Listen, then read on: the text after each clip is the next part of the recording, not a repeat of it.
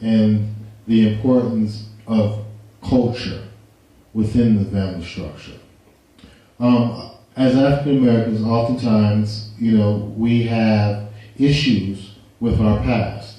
One is because we are taught that our past begins in slavery, or if it didn't begin in slavery, we have a negative pictorial of our beginning in savagery, being in Africa, uncivilized, and when we were brought over here in the slave ship, it was God's gift to give us culture and a sense of civilization. And with this depiction of ourselves in our past, oftentimes anything that connects us to our ancestral roots, our cultural roots, we oftentimes reject. And we need to be able to tell our story, because for me personally, it was only when I began to learn about those who came before me, the greatness of them, that I began to strive to be great myself. I understand, Thomas, exactly what you're saying, brother. Without our cultural history, we had nothing to look at and develop our own selves from. What I mean by that is, when we look back at ourselves and we only see negative depictions of us, we need to have more positive images of us, and they're out there and available to us. But they go a lot deeper than than just what the typical American may know or have seen, especially our African American community. We come from greatness. We come from kings, queens. We come from rulers. We come from innovators, creators, all different types of people, mathematics, scientists who have developed and gave great contributions to this society, to the world overall. And a lot of times those people are missing in our history. Our youth don't know who they are, where they came from, and how they helped shape the world that we live in today. So I think it's important for us to understand that and look back at that and realize that we do have an important significance in the world. Yeah, and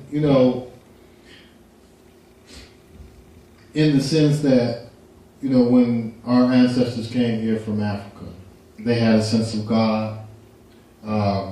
They, had a relationship with God, and a spiritual context. So, it becomes a very touchy subject, because when we talk about our past, we're doing away with a falsification of our history. And oftentimes it seems as though that when we go into our past, we are being called troublemakers, or because the official story is always told by the conqueror. But when the people who has been conquered try to tell the story, then it kind of put the conqueror in a bad light. And that's not the objective. The objective is not to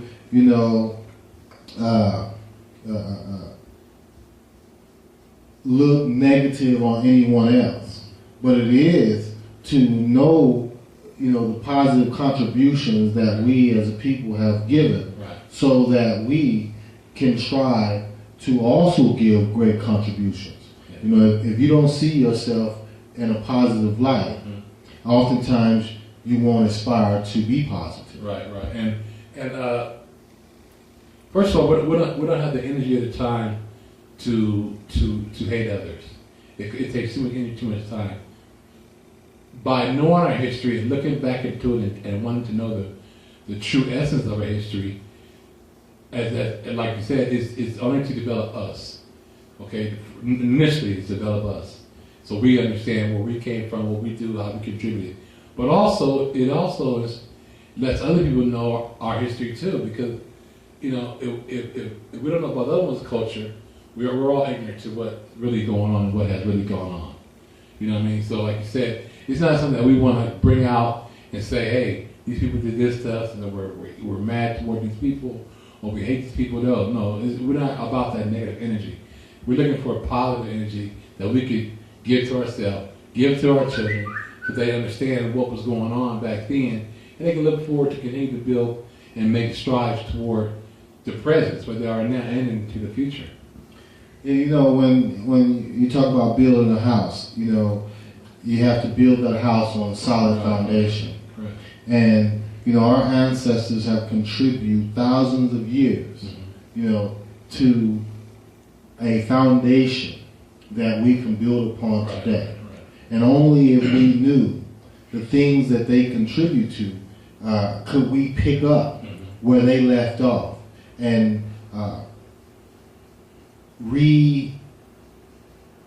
put that legacy, rebuild that legacy in a positive light. You know what I mean? Yeah, because once that foundation is built, it's going to be there. I'll give you an example. When you see a house that's been burnt to the ground, what's still there? The foundation is always still there. Okay, the wood is gone, the everything, or that the windows could be gone, everything could be gone around the house. But you can still walk into that house and step on that foundation. Once that foundation is established, it's not going anywhere. That's what our history is. Our history has kind of been like that in a way. You know, it's been burnt down, basically. Now it's up to us to rebuild it on that same foundation. Because it's already there, it's already strong, it's already there, and it's the truth. So therefore, we can just rebuild on that same foundation and continue to move forward and look at things in a whole different light. You know, we hope that by looking at it in a different light, that we understand the importance that we have to the society, the importance we have to the world, and our children will also understand that too, and continue to move forward and make great strides. You know, it just brings to mind that, you know, when we look at our relationships, the black man, the black woman, the black child, you know, when we look at those relationships, the foundation, the cultural foundation that we were given by our ancestors gives us more of, you know, instead of mimicking or trying to place ourselves within other people's structure, we have structure. We have a structure of our own. You know, we have you know, an ancestral legacy. You know, that has given us. You know, when you talk about Proverbs, when you talk about, you know, each one teach one. You know, it takes a village to raise a child. You know, these are things that, you know, our ancestors, you know, have given us, you know, as things to reflect on, to guide ourselves into the future. Right. And that's what we have to look at. We have to make sure that we grasp all that back then and continue to build on that. You know, as the world has materialized, and as the society has materialized, and different things come up, you know, there's still a lot we can do. There's still a lot we can create. There's still a lot we can map out and do our own research on, and do our own intervention and create things. You know, but I think it's important that we look back where we came from, and also understand that that's in us too. All the many contributions from math, science, technology, from architectural structures, everything that, so many things that we see that we take for granted. We don't even know that, but that's from our history. That's from our people that who have set a foundation on building those type of things, creating that language, creating that math, creating that science that we can only pick up from. There's no reason why we can't. You know, and the hard truth that we have to deal with is, you know, our experiences here in America have created certain dynamics in our lives.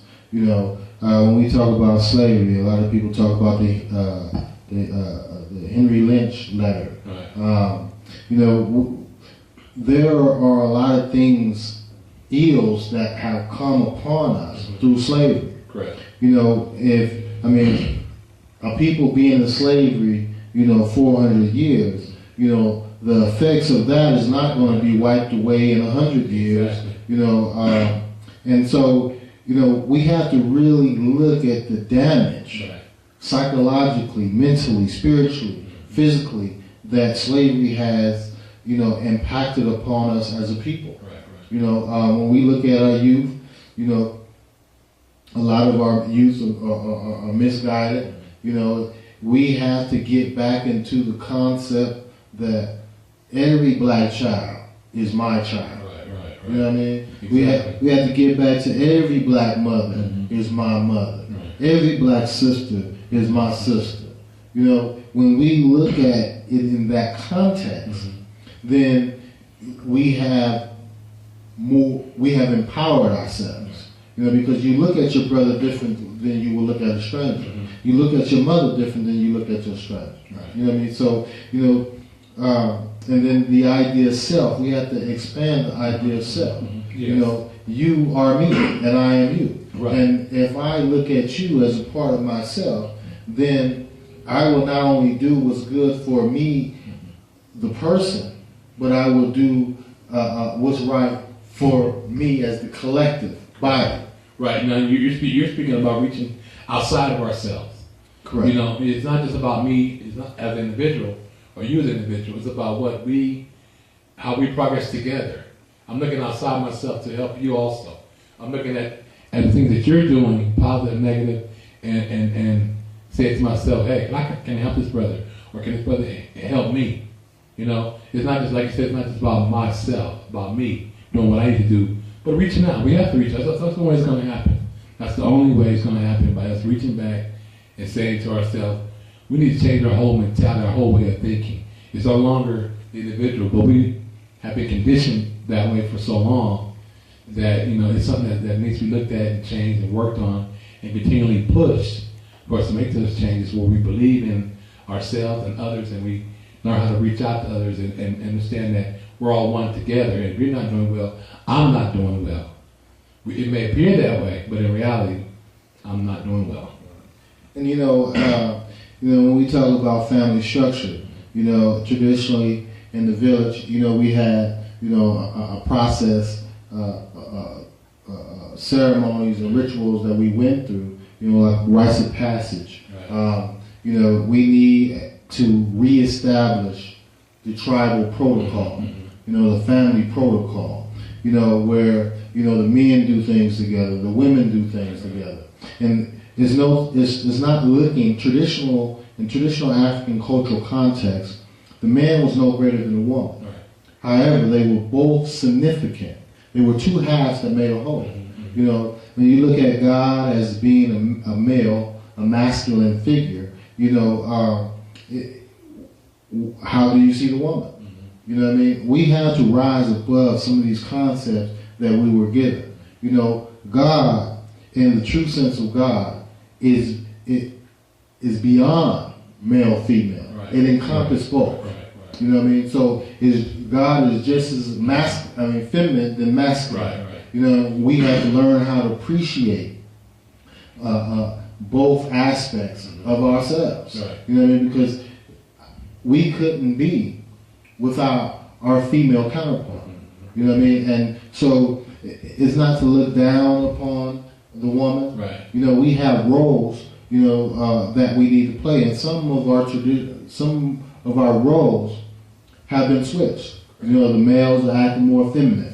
You know, the women are acting more masculine. Right. You know, this change of events has occurred through, you know, years and years of oppression, years and years of misinformation, misguidance, those type of things. And now we're looking at some of the end results of those things, and we have to wake up and realize that this is not what was intended, you know, for some of the things that we're seeing now. You know, yeah, can someone be a single parent? Yes. Can someone be a single mom, single dad? Of course. But given the right situation, you know, like you said, those two halves will make a whole. You know, that's what we're looking. That's how we're looking and trying to keep those things intact and develop those things, and also be an example for our children. You know, we have to be an example for our children because they're going to learn so much from us as parents, either bad or good, negative or positive.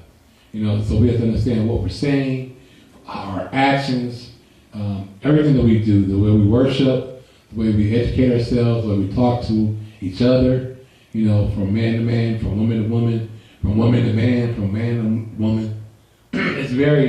it's always something that we need to look at and understand that our actions are gonna have a action later on in life through our children too by what we're doing.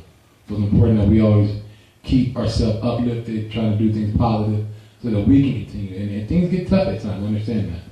You know, there throughout the history of man, you know, you've had women whose husbands have died, men whose wives have died.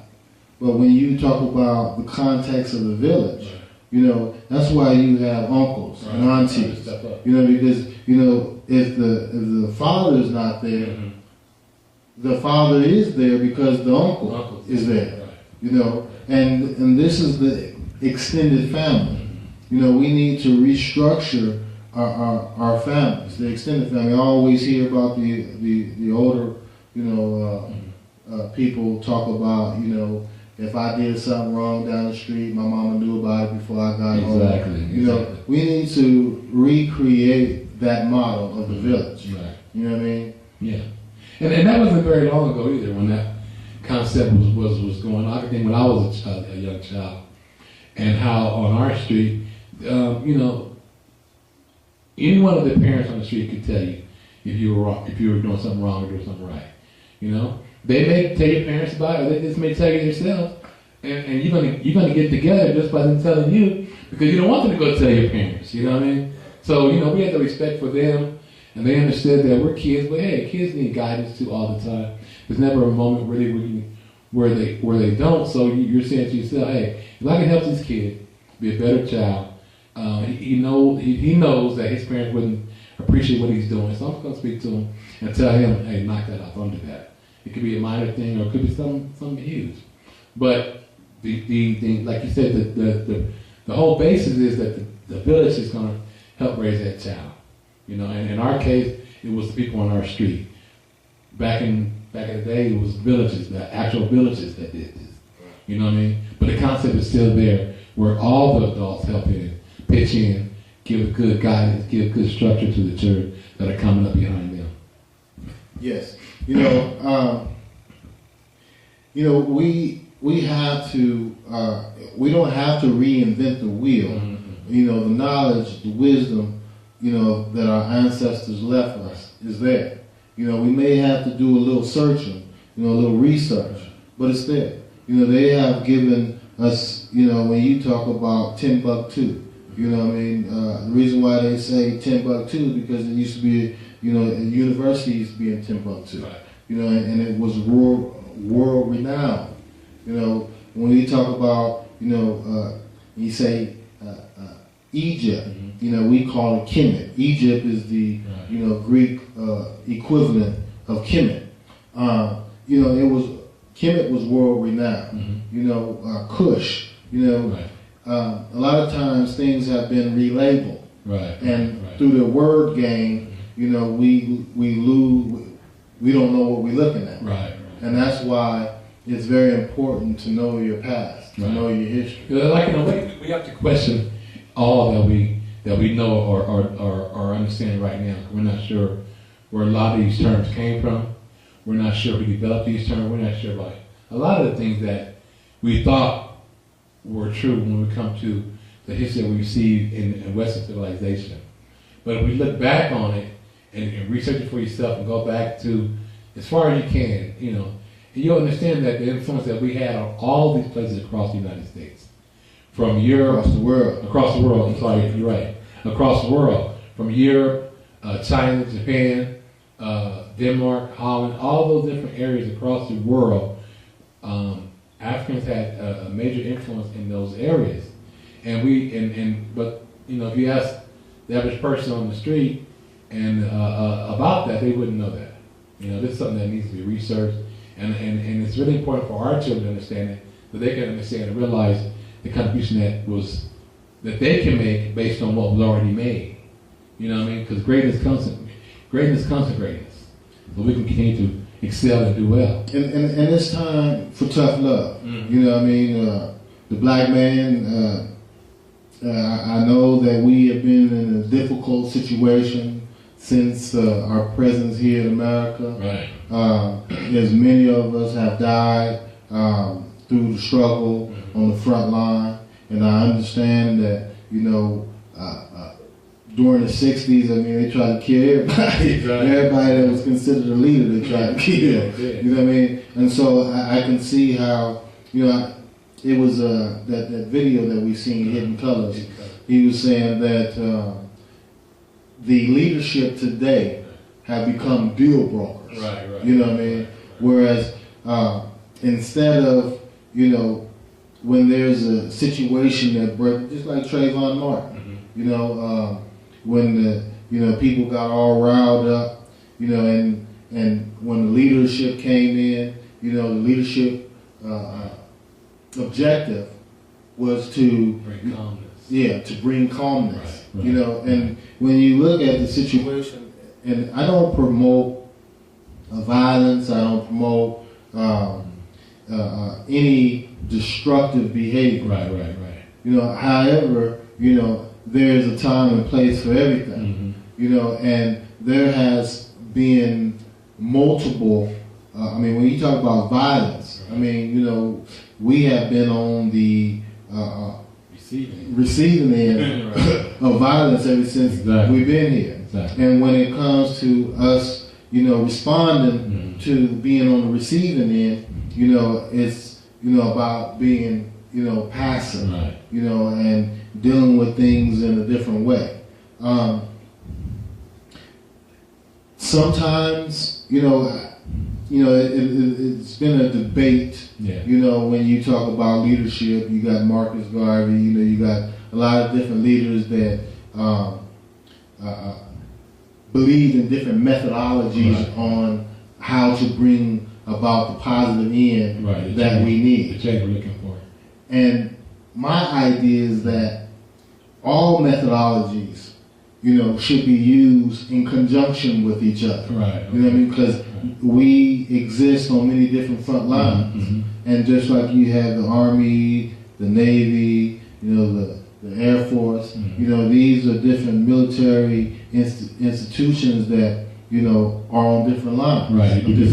Yeah. And we need to more so think about that. When you talk about, think tanks, we need to develop think tanks, family think tanks. Families need to come together. The men and women need to come together, and we need to really, dig within and find some of the solutions that we need. Right. Well, I think the answers are within us, because nobody can tell us what's best for us. But it's a matter of organizing. It's a matter of coming to a consensus on what needs to be done. They talk about the Black agenda. Well, what is the Black agenda exactly? There are a lot of things that are on that agenda, but where do we start at? Is it education? Is it job? Is it housing? Is it, continue to fight discrimination? There's so much that we're looking at, it's hard to understand where our focus is, a lot of times, because there's so much out there going on, and we have different thoughts and different opinions and different ideals.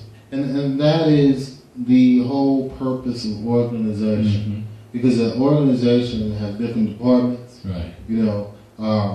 You have accounting, you have, management, you have, and we need to organize ourselves, whereas all the issues that we face, we deal with. And everything's not for everybody. Right.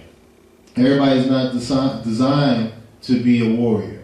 Everybody's not designed to be a scientist. Everybody's not. So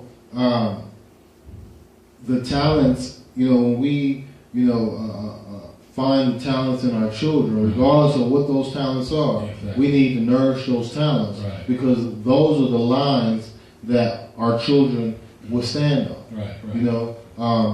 If it's education, we need more attorneys, we need more policemen, we need more teachers. You can't send your kids to someone else and expect them to come home and serve your best interests. You're so correct on that. As I look back on as a child, look at my children now, you know, they're completely different in what they enjoy doing and what they do and how they do it, you know. But we never want to put them in a bubble and say, hey, all you guys are doing this together, or you guys are all doing that together, you know. Whatever, like I said, whichever one is showing promise in a certain area or creativity in an area, push that, you know, because everyone needs, all across the spectrum, there are different talents to everybody, and your talents are going to be useful in some way. Don't think they're not, okay? They're going to be useful in some way, all right? It doesn't matter if you're the lawyer, if you're the bookkeeper, if you're a musician or whatever it is, but those talents can be developed and useful in some way across the spectrum. You know, it's the way that we present ourselves, the way that we get our message across through our talents, okay? But we're all pushing the same agenda as far as what we want to accomplish, maybe. But hey, we can do it in different ways. We can have different ways of expressing ourselves that keep the same focus and keep the same attention on what we want to keep it on. Yeah, you know, when you listen to the news, and you know, all the times the important questions are the questions that you always want them to ask, they never ask. Mm-hmm. You know what I mean? It seems as though they always try to put a Band-Aid over things without dealing with the true cause of things. You know, just as, you know, when you talk about Republican, Democrat, you know, and we find ourselves in the middle. You know, whether it's a Republican or a Democrat in office,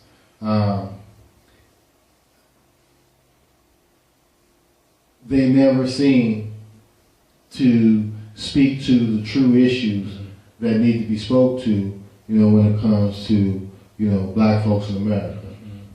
Well, you know, my perception of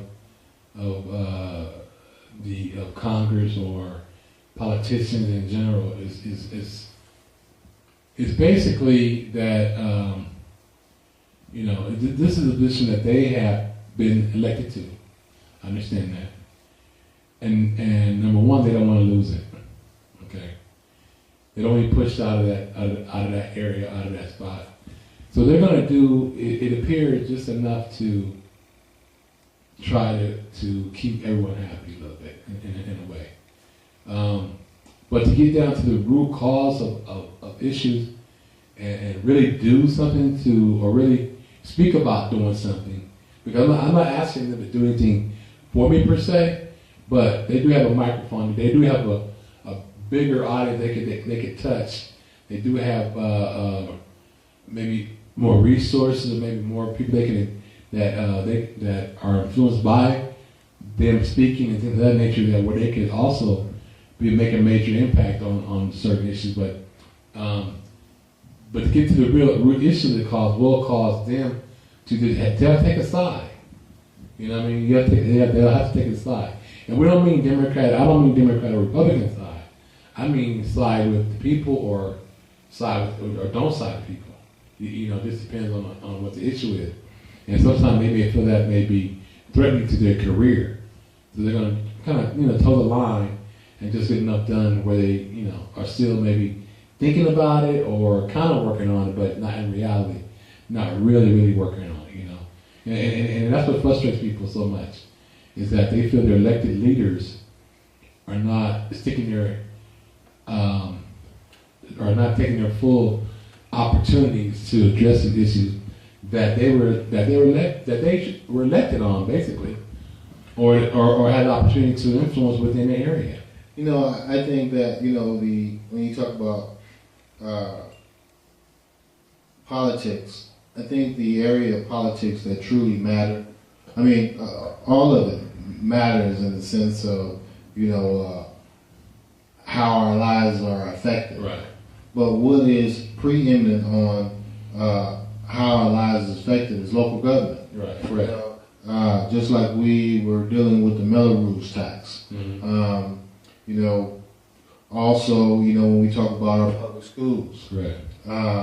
we talk about, you know, zoning. You know what I mean? Where you talk about business zoning, and you know, these things are what affects you on a you know, Every day basis. Right. You know. And I think that what we need to do is start mobilizing on a local level. Mm-hmm. And when it comes to like certain areas, you know, I mean, when you talk about traditional black communities, you know, in order for you to really control your environment, you know, you got to, you know, I mean, you talk about your local mayor, you know, right. You talk about your police, you know, we need to start electing ourselves in these positions. Right.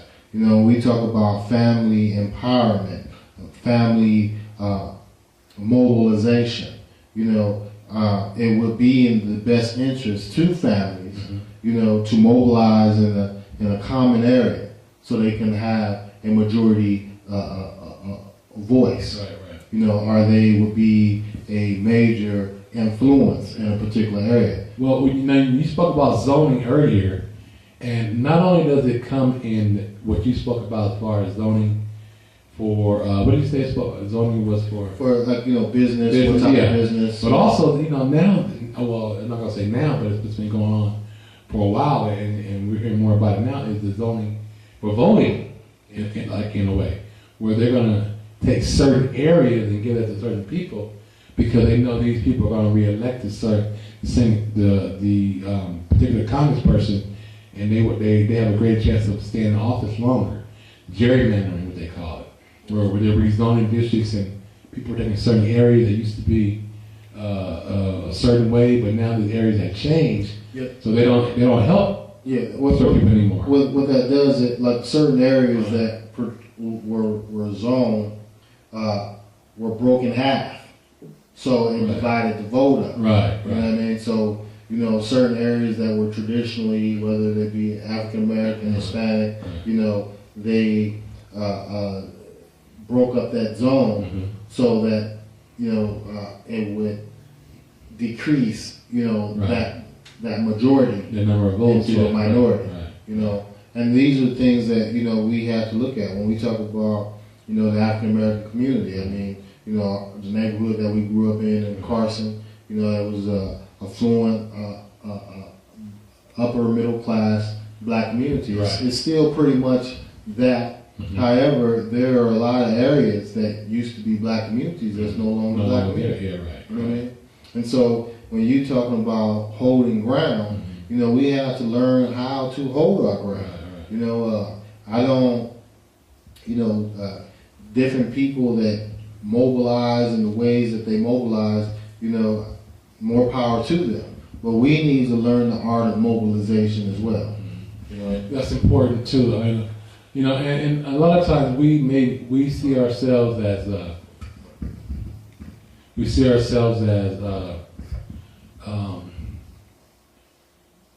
progressing when we leave our areas.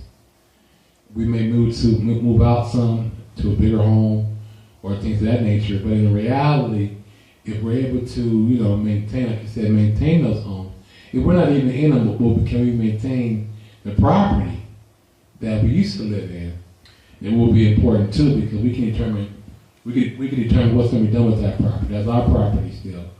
You know, even we may say, hey, we outgrew this home, our family's larger now, but are we able to maintain this home and move forward with something that's more accommodating for us? But a lot of times we can't do that, so we have to let it go. But that would be a good scenario, either the ability to stay there or either maintain the property once you moved.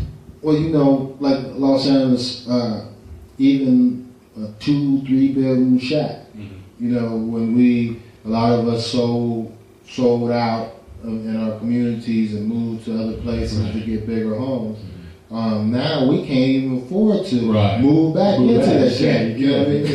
And the truth of it is that, you know, a lot of those areas that we traditionally have had, property has been passed down, where the property is just about paid for. Right. Exactly. And so when the children take over the home, basically they are sitting on a little gold mine, right, if you will. Right. And we need to get out of this materialistic, ideas, because we refinance the house, right. And then buy things that really are not advancing us. Right. They're only making us look good, but they're not advancing us. Right. And when we do decide to refinance, it should always be to advance, for the advancement. You know what I mean? Whether exactly. and that's something that we don't do. Right. Well, you're absolutely right. We may buy cars, we may buy jewelry, maybe we may do certain things with it. And I understand those things are a necessity at times. I'm not saying that we can't do some of those things, but if we have the opportunity to advance ourselves with that money, that's what we're looking at doing. And when I say advancing ourselves, not only myself but my future generation, my children, and hopefully we can pass it on to them so they help advance their children in some way. It could be a small thing. It could be starting a fund, a college fund. It could be starting a savings account, or anything that we can do so that we're able to make it a little bit easier for our children. But they have to understand the importance of it. And we don't want to just give things to people just to give it to them. But understand what it took me to get where I'm at, or where I'm going, or where I want to go. And you understand and appreciate what you need to do to maintain these things and keep working hard, and not just think it's something that, hey, I got for free. Well, that's an education. That's an education that is given to children at home. How to maintain the family wealth. Right. You don't go to school for that. No. These things are instilled in kids. When you talk about creating a business, and your kids take it over and take it to the next level. Yeah. These things are instilled in kids, and we need to start instilling these principles and ideas in our kids. And you see that so many times in other races. You see a lot when the restaurants are handed down, or construction businesses are handed down to the kids, or whatever the family business could be, it's handed down to the children. So our focus, could be more of us, having some type of business and maybe handing down to our children. If the circumstances are right for us to own our business, and we have to work toward those things. I understand that we have to work toward those and maintain those things, but it would be so beneficial if we were able to do those type of things, where we're able to hand down our business to our children and keep it in the family and continue to progress for generations to come. And, when we lived in Los Angeles, the greater Los Angeles area, you had this phenomenon where you had Koreans owning businesses in our community. Right. Here, in the high desert, you have a lot of Middle Easterns owning liquor stores, and you have the people from India that own motels. Right. I can't hate on that. Right. However, if we don't run the businesses in our community, somebody else is. Exactly. And when we go and benefit from it too. Right. And benefit from it. That's the thing about it. We patronize those people in our areas because they're right there in the corner. So instead of driving 10 miles away, we're going to go right to the corner and patronize those people. Like I said, we can't hate on that, but it will benefit us so much more if we had those businesses in our own community. And then I would love to walk in and see you behind the counter of your store when I walk in there and purchase some materials. And we have to, when you talk about tough love, right.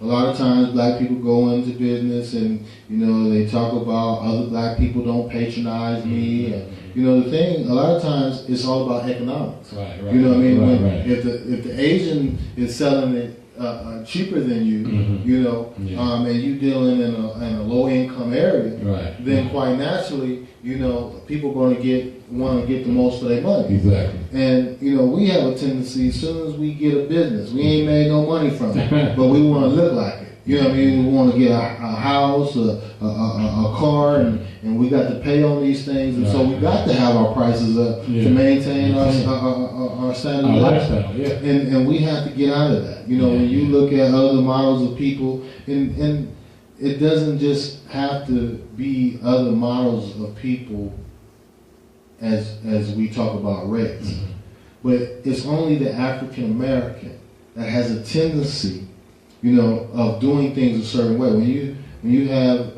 people from, you know, black people from different parts of the world, whether they come from Africa, whether they come from the Caribbean, you know, they have a whole different ethic, different work ethic, you know, different family values, and it seems as though that in America breeds individualism. It breeds, you know, a certain mentality. You know, when you talk about gangbang, you know, you got, if you Samoan, if you whatever you are, if you come to America and you 2 generations removed, you gangbang, killing each other. You know what I mean? And that's something that America breeds, and you got to really look at that. Yeah, you know what I mean? Because you know, America breeds a certain mentality, you know, and it's not, you know, you can't just say that, you know, black people act a certain way.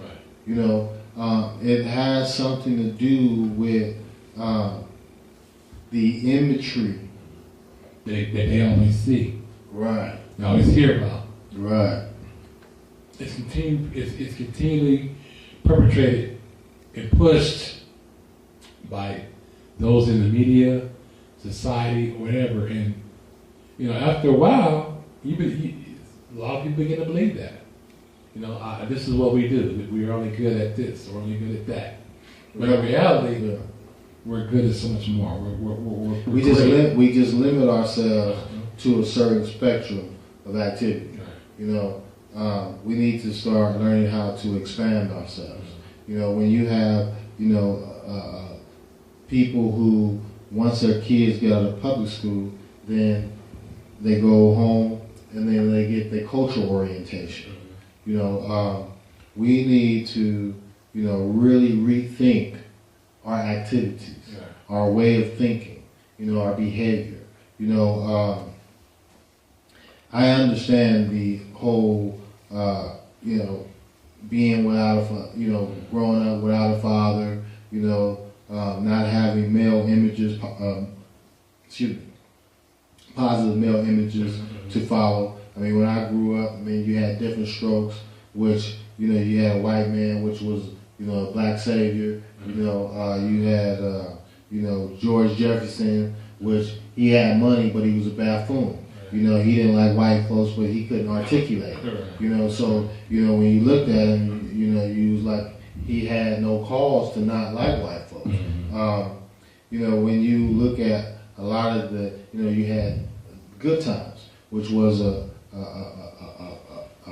God-fearing family who hardworking man, tried to do things by the book, but never progress. Never progress. Yeah, never progress. So I mean, you know, and when they came close to it, they didn't make it either. You know, and then, you know, you had the Cosby Show, but you know, when the Cosby Show came in, you know, people thought that was so far gone. Yeah, I mean, so far above the average person. That was unbelievable too. You know what I mean? And it was a certain degree for certain people. They said, "Wow, well, we jumped from Good Times where they had nothing, living in tenement buildings, you know, and struggling every single day to keep the heat on, to a family with 2 professionals in it, and you know, kids who went to college and all that type of stuff, and that's part, you know, but the average person's in between that, you know what I mean? There's a lot that are, you know, closer toward the bottom than they are toward the top, you know what I mean? But the average people are going to fall in somewhere in between, you know. So, you know, it's I can't say it was bad. It was something that we wanted, I guess people that we want to aspire to, you know. And who knows the long-term effects that it had on many people. You know, we don't know that for sure, But I'm sure it has some positive effects on people too. And they say, well, hey, if they could do it, why can't I do it? Too. So, but no doubt. Yeah. And we needed to have, that's where the black media have failed. When you talk about BET or any black media organization. Well, BT used to be. Yeah, and that's a sad thing. Yeah, how could someone else who is over BT? and that goes to having a sense of pride of the product that you created. Right. For whatever his reasons was, money. Yeah. I would imagine. Right. But that was a legacy that he, that Johnson created that, Right. He could have left it to his descendants to build and maintain, and it would have never been an issue. I'm quite sure, his immediate family don't have to worry about jobs. Yeah. But, that, in the sense of that being black owned, I'm quite sure that, it would have employed more black people by it being owned by blacks than it would have been, not owned. Right. I agree 100% on that. We don't know why people choose to do things like that, but it's their choice, and we just have to try to do things that we feel different about. You're given an opportunity. What can we do to make a difference? And I think that's what's so important for us to be here, sitting here now discussing these things as young black men, where we feel we're still in that area where we can make a difference with the youth out there and ourselves too. And try to push forward and understand the importance of education, understand the importance of ownership, understand the importance of developing family ties all the way through, working together so that we can continue to progress and be self-sufficient within ourselves. It's very important to do that. Yes. Well, we thank you for tuning in with us. We will be coming to you with some more interesting topics. Thank Brother Clyde. This is my partner in crime, if you would say. We'll be coming to you with some more Brother to Brother. Thank you.